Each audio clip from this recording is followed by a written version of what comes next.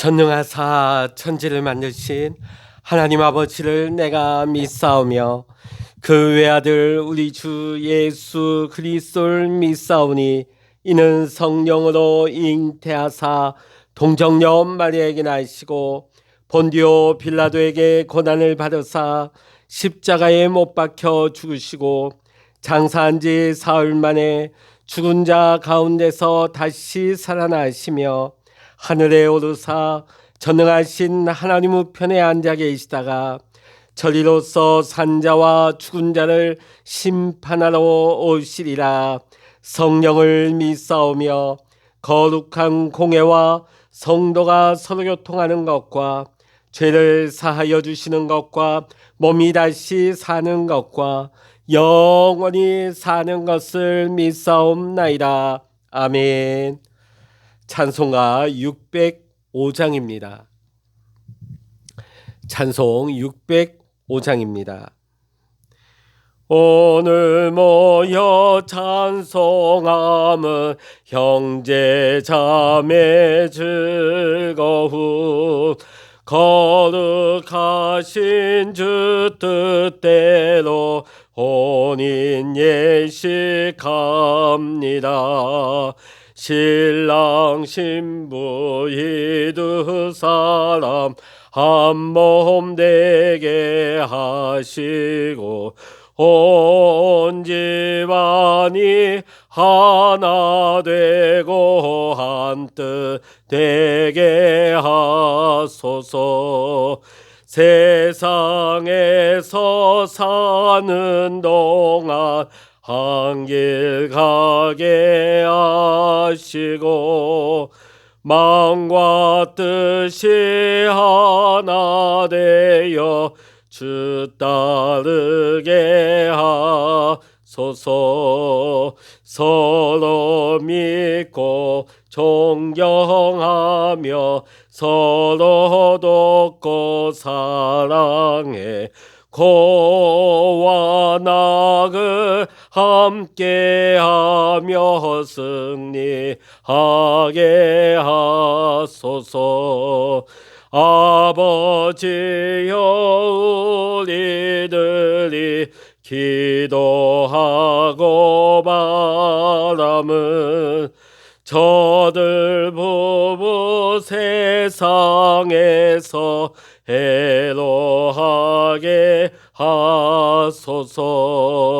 이 두 사람 감화하사 항상 주를 섬기며 이 세상을 살아갈 때 행복하게 하소서.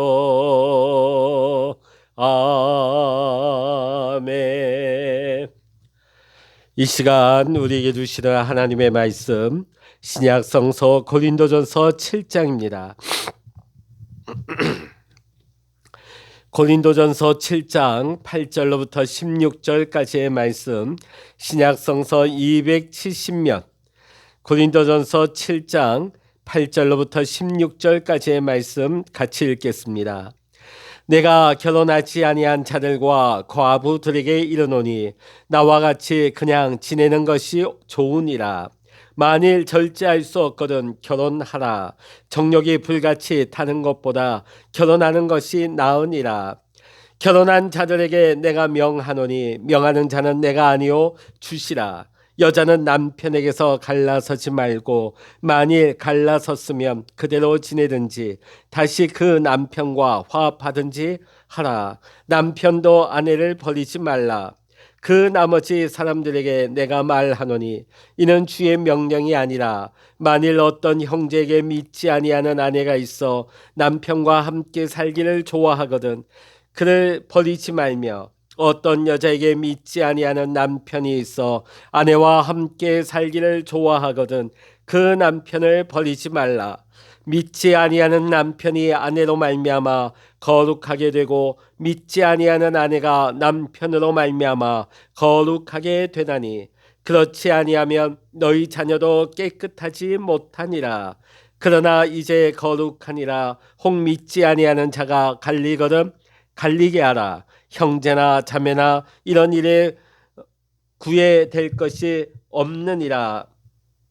그러나 하나님은 화평 중에서 너희를 부르셨느니라. 아내된 자여, 내가 남편을 구원할런지 어찌 알 수 있으며, 남편 된 자여, 내가 내 아내를 구원할런지 어찌 알 수 있으리요. 아멘.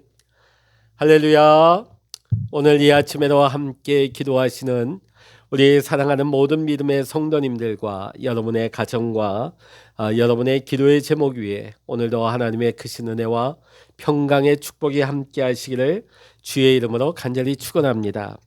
어제 우리 보았던 고린도전서 7장 1절로부터 7절까지의 말씀에서 바울은 결혼을 해야 하는지 그 여부와 함께 결혼 생활 전반에 대한 기본 원칙을 개략적으로 우리에게 설명해 주었습니다.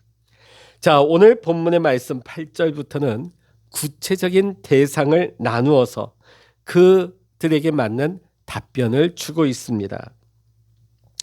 먼저 바울은 8절부터 9절에서 성도들 가운데 아직 결혼하지 않은 자들 또 과부들을 향해서 바울 자신과 같이 독신으로 지내는 것이 좋다 이렇게 권면합니다. 자, 바울의 이러한 권고는 결혼한 사람들의 경우에는 배우자와 이혼해서 독신으로 돌아가라 이런 말이 아닙니다. 그리고 이것이 하나님의 계명도 아닙니다. 하나님의 명령도 아닙니다. 자, 바울은 결혼하지 않은 미혼자들이나 배우자를 사별하거나 여러 가지 상황으로 잃게 된 과부의 경우에 있어서 그냥 현재 상태로 지내는 것이 더 좋을 수 있다는 바울 자신의 개인적인 생각이고 권면이었습니다. 자, 말 그대로 충고고 권면이지 강제적인 신앙적인 어떤 명령은 아닙니다.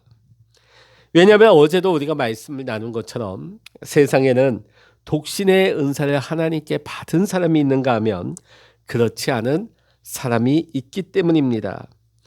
오늘 9절 말씀에 이어서 보면 바울은 만일 미혼자나 과부가 자신 안에 있는 이 육신의 정력을 제어할 자신이 없다면 독신으로 억지로 지내는 것보다 차라리 결혼하는 것이 낫다 이렇게 권면하고 있습니다. 그러니까 어제도 말씀드렸죠. 사도 바울은 금욕주의자도 아니고 독신주의자도 아닙니다.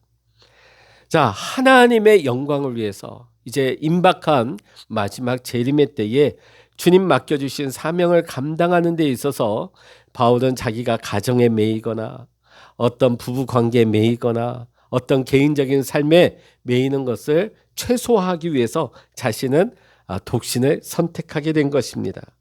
자, 그런데 이것이 모두에게 절대적인 기준이 될 수는 없는 것입니다. 독신으로 지내면서 성적인 유혹을 받고 음행에 빠지게 된다면 차라리 결혼하는 것이 훨씬 하나님의 뜻 가운데 부합되고 하나님의 영광을 가리지 않는 유익한 삶이 된다 하는 것을 우리에게 강조하고 있는 것입니다. 자, 그러니까 우리 모두가 하나님께 받은 은사대로 살아가야 합니다. 그것이 독신이든지 결혼이든지 간에 우리가 각자의 처한 상황 속에서 주님께 영광 돌리는 거룩의 삶을 이루어 나가야 될 줄로 믿습니다. 자, 8절과 9절의 말씀이 미혼자와 과부에게 주는 말씀이었다면 이어지는 10절과 11절의 말씀은 혼인한 사람들에게 주는 권면입니다. 자, 우리 10절과 11절의 말씀 같이 읽어보십니다. 시작. 결혼한 자들에게 내가 명하노니 명하는 자는 내가 아니요 주시라. 여자는 남편에게서 갈라서지 말고 만일 갈라섰으면 그대로 지내든지 다시 그 남편과 화합하든지 하라. 남편도 아내를 버리지 말라. 아멘. 자, 지금 여기 혼인 관계에 있어서 특별히 누구를 가리키고 있을까요? 교회 안에 그리스도인들 간에 결혼한 믿음의 부부를 말하는 것이겠죠. 자, 성도 간에 결혼을 했는데, 믿음 안에서 결혼을 했는데 이들이 이혼하는 문제에 대해서 지금 사도 바울은 다루고 있는 것입니다. 자, 그런데 여기에서 사도 바울이 그 권위를 강조하고 있습니다. 10절에 언급한 대로 이것은 개인의 생각이 아니다. 개인의 주장이 아니라는 것입니다. 주님의 명령이다. 성도 간에 결혼한 경우에는 갈라서지 말라. 남편이든지 아내이든지 간에 서로 이혼하지 말라. 이렇게 강조하고 있죠. 자, 그런데 복음서에 나오는 예수님의 가르침을 통해서도 우리가 알 수 있듯이 아무리 성도 간에 교회 안에서 결혼한 경우라 할지라도 이혼할 수밖에 없는 상황이 생기게 됩니다. 대표적인 경우가 배우자가 심각한 간음의 문제를 일으켰을 때 성도 간에 결혼했다 할지라도 이혼이 가능합니다. 또한 현대사회에서 추가로 생각해 볼 수 있는 것은 오늘 성경에 구체적으로 언급되고 있지는 않지만 가정폭력. 오늘 현대사회도 이게 큰 문제가 되고 있죠. 가정폭력, 또 알코올 중독, 도박 중독, 약물 중독, 그리고 불성실한 결혼 생활. 그러니까 부부의 책임을 다하지 않는 불성실한 결혼 생활의 경우에는 이혼할 수 있다는 겁니다. 자, 그래서 11절 말씀에 보면 만일 갈릴지라도 성도 간에 결혼했을지라도 피치 못한 상황으로 인해 이혼하는 케이스들이 있다는 거예요. 이미 고린도 교회 안에도 그런 부류들이 많이 있었을 겁니다. 자, 여기서 바울은 그리스도인 부부의 경우 이 믿음의 관계 안에서 성도들 간에 만났다가 이혼한 경우에는 어떻게 되느냐? 다른 사람과 재혼하지 말고 끝까지 혼자 지내든지, 만일 그렇지 않다면 이혼했다 할지라도 다시금 배우자와 화해하고 재결합을 할 수 있는 그런 방향을 모색하라고 권면을 하고 있습니다. 자, 10절로부터 11절의 말씀이 그리스도인 부부에 관해서 말하고 있는 것이라면 이제 나머지 12절부터 16절까지의 말씀은 성도가 불신자와 결혼한 경우 어떻게 이 이혼의 문제에 처신해야 되는지에 대해서 다루고 있습니다. 자, 우리 12절 13절의 말씀 읽어보겠습니다. 그 나머지 사람들에게 내가 말하느니 이는 주의 명령이 아니라 만일 어떤 형제에게 믿지 아니하는 아내가 있어 남편과 함께 살기를 좋아하거든 그를 버리지 말며 어떤 여자에게 믿지 아니하는 남편이 있어 아내와 함께 살기를 좋아하거든 그 남편을 버리지 말라. 자, 이런 케이스가 뭐냐면요. 이 부부가 예수 믿지 않던 사람들이었어요. 자, 그런데 결혼한 이후에 복음을 접하게 되고 어느 한 사람이 예수 믿는 사람이 되었습니다. 자, 예수 믿는 사람이 되었는데요. 여전히 한 사람은, 한 배우자는 아직 예수님을 믿지 않아요. 자, 이런 경우에는 어떻게 해야 하는가? 자, 상대방이 비록 예수는 믿지 않지만 이미 예수를 믿고 신앙생활을 하는 배우자와 함께 사는 것을 기뻐한다면 그를 버리지 말라고, 이혼하지 말라고, 갈라서지 말라고. 왜냐하면 그 남편이 혹 그 아내가 먼저 예수 믿은 배우자의 믿음을 따라서 거듭나는 역사가 일어날 수 있기 때문입니다. 자, 14절에 다음과 같이 설명을 하고 있습니다. 14절 읽어보십니다. 믿지 아니하는 남편이 아내로 말미암아 거룩하게 되고 믿지 아니하는 아내가 남편으로 말미암아 거룩하게 되나니 그렇지 아니하면 너희 자녀도 깨끗하지 못하니라. 그러나 이제 거룩하니라. 당시 고린도 교회의 성도들에게는 어떤 생각이 가득했느냐? 그리스도인들끼리만 결혼해야 된다. 그리스도인들끼리만 결혼을 허락해야 된다. 당연히 불신자와는 결혼해서는 안 되고 부모는 이를 허락해서도 안 된다고 여겼던 것입니다. 심지어는 불신자와 결혼했을 경우에는 이혼하는 것까지도 바람직하게 여긴 거예요. 왜냐하면 불신 배우자에 있어서 배우자로 인해서 믿는 배우자마저도 하나님을 떠나고 죄에 오염되어지고 하나님을 떠난 생활을 할 수 있기 때문에, 그리고 불신 배우자와의 사이에서 난 자녀들 또한 하나님 믿지 않는 죄악 가운데 사는 삶을 살아갈 수 있기 때문에 그들은 결혼하지 말아야 되고 결혼했다면 이혼이라도 시켜야 된다. 그런 생각이 굉장히 강했습니다. 자, 그런데 오늘 바울의 견해는 어떠할까요? 예전에 한번 설문조사를 했습니다. 한국교회 성도들이 가장 좋아하는 성경의 인물이 누군가? 사도 바울이에요. 그리고 실제로 한국교회 강단에서 가장 많이 설교되어진 인기 있는 말씀 중에 하나가 바울서신입니다. 자, 우리 한국교회 성도들이 그토록 좋아하는 우리 사도 바울의 견해는 어떠했을까요? 사실 이 고린도 교회 성도들의 이 생각이 한국교회 분위기와 크게 다르지 않습니다.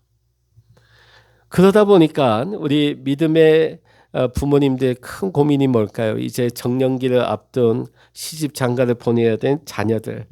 사실 저도 자녀를 키우고 있지만 보면 5살이 뭡니까? 이제 3살만 넘어서도요, 지 하고 싶은 대로 하려고 해요. 그냥 부모가 하지 말라 그런다고 해서 안 하고 부모가 하라고 해서 한다? 그게 어려운 거죠. 자, 그런데 오늘날 우리 한국교회 부모님들 고민이 뭐냐 하면 이 믿음의 짝을 지어주기가 굉장히 어렵게 되었다는 것입니다. 그것도 그럴 것이, 옛날에는 학교에 보면 그래도 반의 한 절반 정도는 기독 학생들이 많았습니다. 믿음의 청년들이 많았어요. 또 청년부에 자연스럽게 거기서 서로 믿음 안에서 교제하고 연애하고 교회 안에서 결혼하는 경우가 자연스럽게 많았습니다. 뿐만 아니라 꼭 우리 교회가 아니어도 이웃 교회, 이웃 성도들과의 자연스러운 연결이 연결되곤 했습니다. 근데 전에 한번 우리 노예 목사님들 모였는데 목사님들이 서로 막 자기 교회 홍기를 놓친 우리 아주 믿음 좋은 아가씨들이 있다고, 우리 권사님들이 애타게 좋은 사위를 찾고 있는데 사위 조건은 딱 하나라고, 믿음 있는 청년. 왜냐하면 딸들이 홍기가 가득 차고 심지어 다 넘었는데 믿음의 청년이 없다는 거예요. 교회 안에 남자 청년, 믿는 청년이 거의 없고요. 네. 그러다 보니까 믿음의 청년을 사위감을 찾다 보니까 지금 홍기 다 놓치고, 그렇다고 안 믿는 사람 보내기도 뭐하고. 자, 그러다 보니까 우리 부모님들 어떻습니까? 보면 짝꿍 배우자 될 사람을 우리 자녀가 데리고 왔는데 보면 10중 8구 예수 안 믿는 사람일 확률이 오늘 우리 사회는 굉장히 높습니다. 왜냐하면 오늘날 우리 젊은 세대의 신자 비율이 굉장히 낮기 때문이에요. 그러니까 어떻게 보면 기독교인을 만나서 짝꿍으로 데려왔다, 거의 로또 복권식입니다. 굉장히 그럴 확률이 좁다는 거죠. 그럼 대부분의 자녀들은 직장에서나 학교에서나 자기들의 모임체 안에서 자연스럽게 만나고 교제한 사람을 부모님께 소개하고 인사시키기 위해서 데리고 왔을 때 대부분 어떤 사람일까요? 예수 안 믿는 사람들이 대부분일 겁니다. 사위감이든지 아니면 며느리감이 왔든지 간에.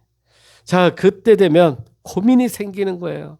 이때까지 말씀 통해서 배운 것은 이왕이면 믿음의 짝꿍을 만나게 해달라고 기도해왔고 말씀도 들어왔고, 이때까지 결혼한 가정들 이렇게 보면 다 그렇게 해서 잘 사는 것 같고.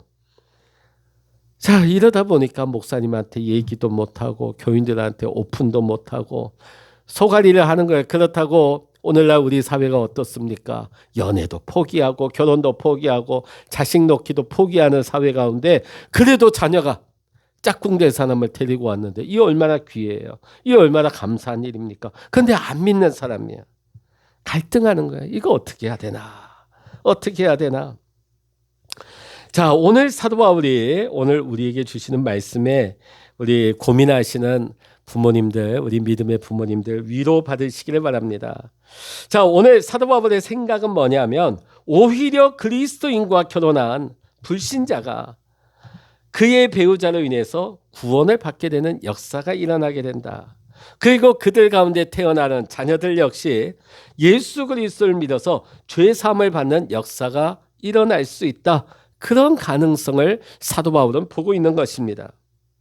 즉, 그 가정 안에 한 사람이 있음으로 말미암아서 온 그리스도인이 온 가족이 되듯이 그리스도께로 인도하는 놀라운 역사가 그 한 사람으로 인해서 그것이 며느리가 됐든지 아니면 내 사랑하는 딸이나 아들을 통해서든지 바울은 이렇게 복음 전파가 가정 안에서 이루어질 수 있기를 기대했다 하는 것을 볼 수 있습니다. 자, 그런데 그런 사도 바울도 이것은 이렇게 말하고 있습니다. 자, 그런데 만일 불신 배우자가 신앙의 문제를 꼴투리에 삼아가지고 사사건건 갈라서기를 요구할 때는 어떻게 되느냐? 다른 문제 말고 신앙의 문제 때문에 물과 기름처럼 갈라져서 나는 도저히 당신이 예수 믿으면 나는 같이 안 살 거야. 이혼하자. 이렇게 요구해오면 어떻게 될까?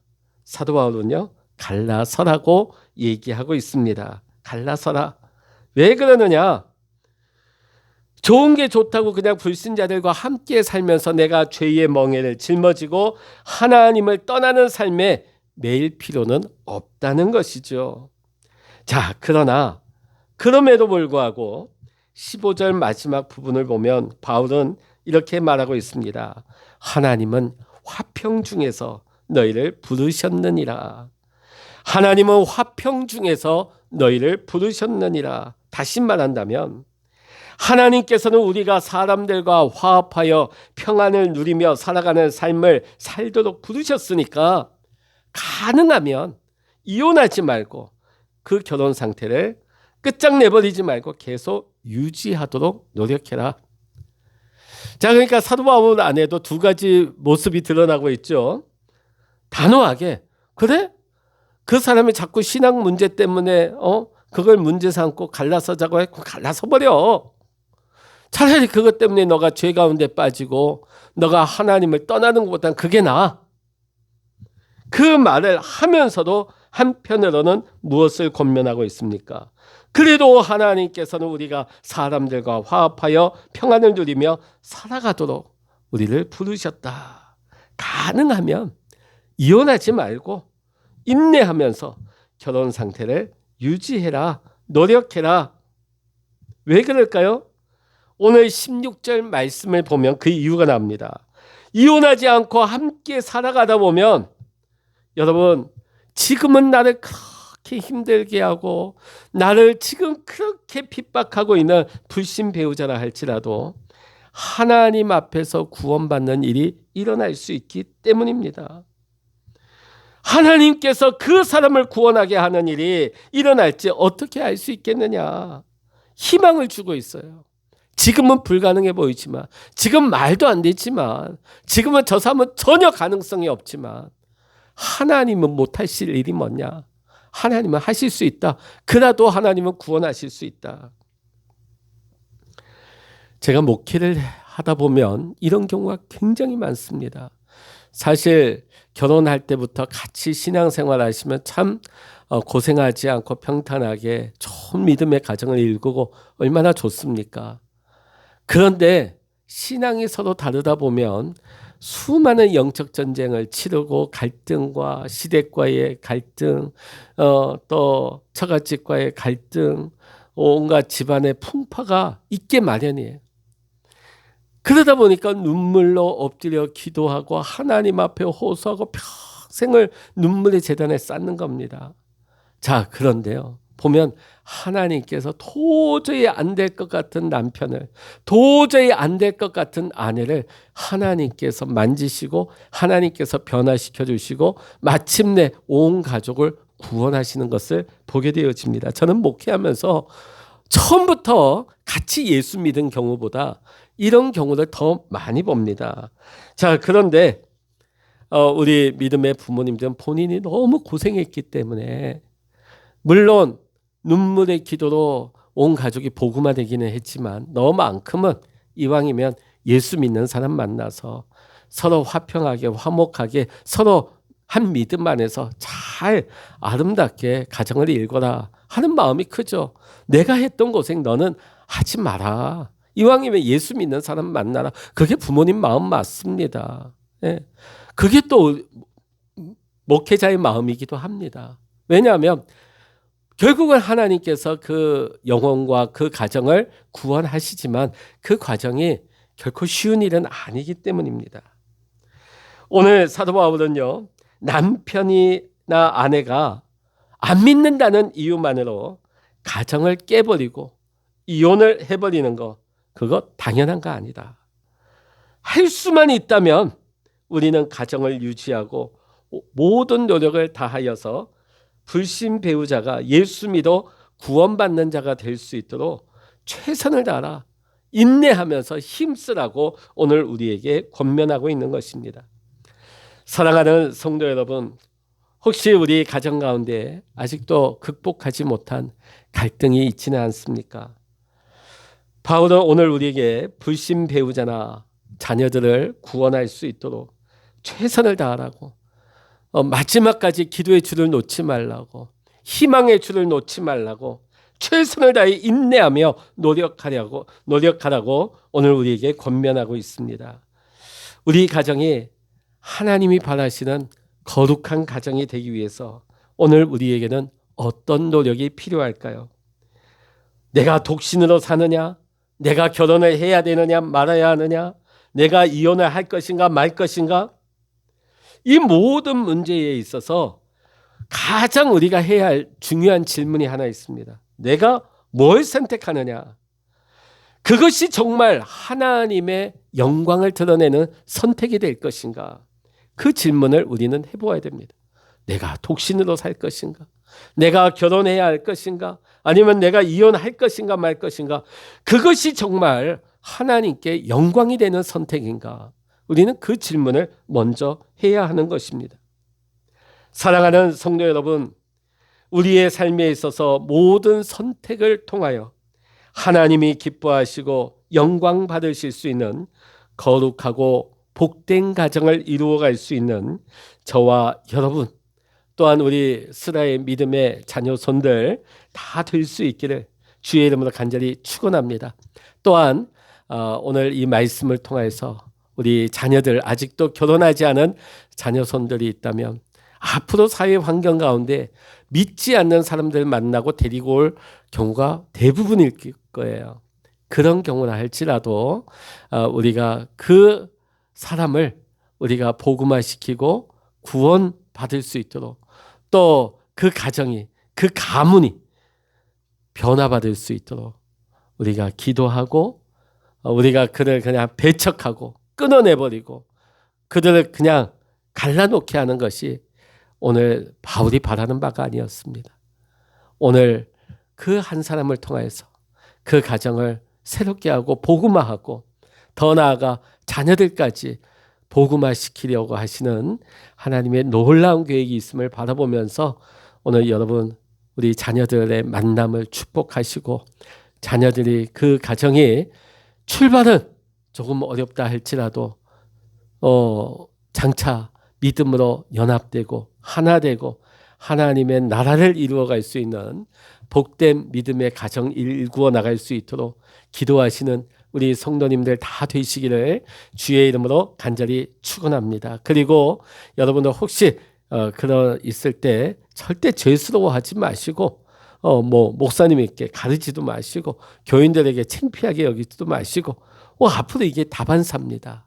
그러니까 서로 믿음 안에서 격려하고 중보하고 그 가정이 구원받을 수 있도록, 그 가정의 믿음으로 하나 될 수 있도록 우리 교회 안에서도 고린도 교회 같은 분위기가 아니라 서로 격려하고 힘을 주고 기도해 줄 수 있는 우리 교회 성도님들의 모습이 될 수 있기를 주의 이름으로 간절히 축원합니다. 기도하시겠습니다. 할렐루야. 하나님 아버지, 오늘 사도 바울은 우리에게 마지막 결론으로 우리가 독신으로 살든지 우리가 결혼을 하든지 우리가 이혼을 하든지 안 하든지 간에 이 모든 것이 하나님의 영광을 드러내는 선택인지를 우리는 물어보아야 합니다. 하나님, 오늘 우리가 하나님의 영광을 위해 살아가는 인생임을 잊지 말게 하여 주시옵소서. 내 마음 내 뜻대로 내가 원하는 대로 살아가는 것이 아니라 날마다 하나님의 뜻 가운데 하나님의 영광이 나타날 수 있는 거룩하고 구별된 성결한 삶을 살아갈 수 있도록 주여 우리 믿음의 성도님들 또 가정을 축복하시고 새롭게 하여 주시옵소서. 또 특별히 이 시간 우리 미혼인 우리 자녀들을 위해서 기도합니다. 앞으로 사회 환경 또 여러 가지 여건으로 보았을 때 믿지 않는 사람들을 데리고 오는 상황이 많습니다. 이러할 때 하나님, 우리가 그들을 배척하고 그들을 끌어낼 것이 아니라 오히려 그들이 우리 사랑하는 한 가족 안에서 믿음의 사람이 되게 하시고 구원을 받게 하시고 더 나아가 하나님의 귀한 쓰임받는 사람이 일꾼이 될 수 있도록 하나님, 우리가 서로 격려하고 일으켜주고 축복할 수 있는 하나님 아버지의 새로운 믿음의 풍토가 우리 안에 일어날 수 있도록 주여 인도하여 주시옵소서. 오늘도 우리가 기도의 골방에 엎드려 기도합니다. 기도할 때 우리 하나님께서 우리의 기도에 세밀하게 응답하여 주시고 오늘도 하나님과 동행하며 하나님의 영광을 드러낼 수 있는 우리 모든 믿음의 성도님들 되게 하여 주시옵소서. 모든 감사와 영광을 주님께 올려드리며 예수님의 이름으로 기도하옵나이다. 아멘. 찬양하라 내 영혼아, 찬양하라 내 영혼아, 내 속에 있는 것들아 다 찬양하라.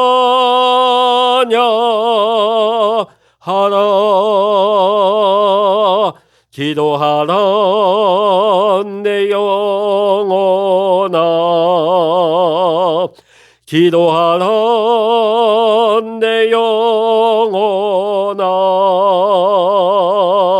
내 속에 있는 것들아 다 기도하라.